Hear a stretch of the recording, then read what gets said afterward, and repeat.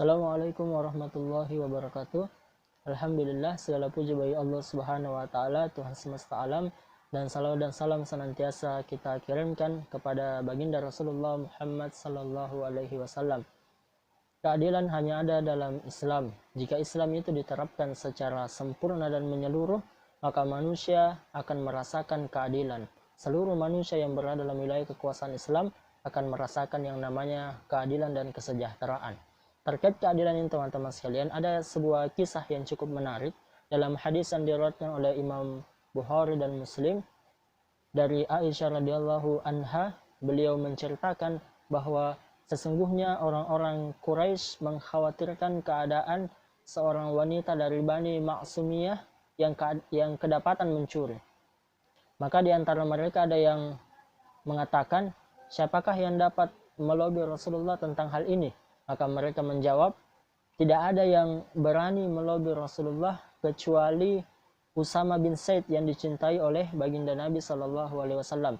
Maka Usama bin Zaid ini kemudian melobi Rasulullah agar supaya Rasulullah mau meringankan atau bahkan menghilangkan hukuman yang akan ditimpakan kepada wanita dari Bani Maksumiyah tadi, disebabkan karena kedudukan wanita tersebut yang mulia. Kemudian mendengar hal itu, Rasulullah SAW kemudian bersabda, apakah engkau ingin memberikan syafaat atau pertolongan berkaitan dengan hukum Allah? Lalu Rasulullah berdiri dan berkhutbah, ya ayuhan nas, wahai sekalian manusia, sesungguhnya yang menghancurkan, membinasakan orang-orang sebelum kalian adalah jikalau di antara mereka ada yang mencuri dari kalangan orang-orang yang mulia, mereka biarkan, tidak dihukum.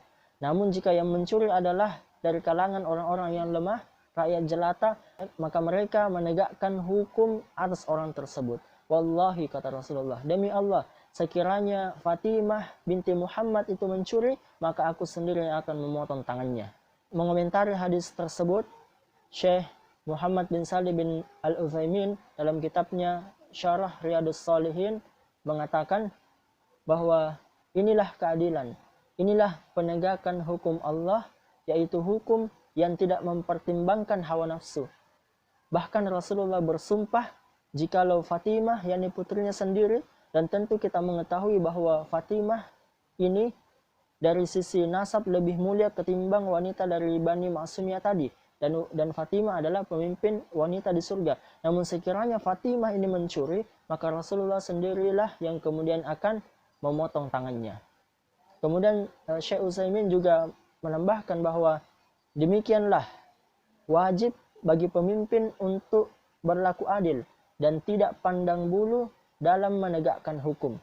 Mereka tidak boleh berpihak pada seorang yang ada hubungan dekat, atau karena kekayaannya, atau karena kedudukannya yang mulia di tengah-tengah masyarakat, atau karena sebab-sebab yang lainnya. Mereka, para pemimpin itu tidak boleh kemudian untuk berpihak dalam hal menegakkan hukum. Dan ketahuilah teman-teman sekalian bahwa pemimpin yang adil hanya bisa dilahirkan dari sistem yang adil, sistem yang bersifat transenden, sistem yang berasal dari zat yang maha adil, yakni Allah Subhanahu wa ta'ala. Demikian, semoga bermanfaat. Subhanakallahumma bihamdik, asyhadu an la ilaha illa anta astaghfiruka wa atubu ilaik. Assalamualaikum warahmatullahi wabarakatuh.